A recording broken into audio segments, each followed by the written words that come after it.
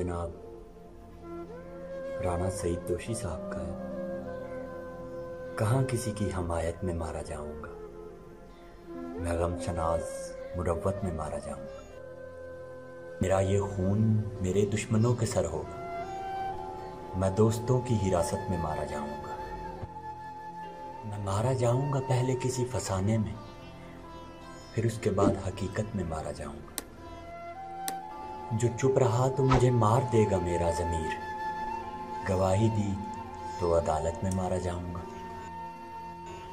हंस हंस में बांट रहे हैं मुझे मेरे अहबाब, मैं कारोबारी शराकत में मारा जाऊंगा। बस एक सुलह की सूरत में जान बख्शी है, किसी भी दूसरी सूरत में मारा जाऊंगा।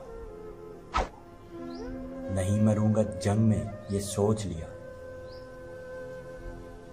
मैं अब की बार मोहब्बत में मारा जाऊंगा।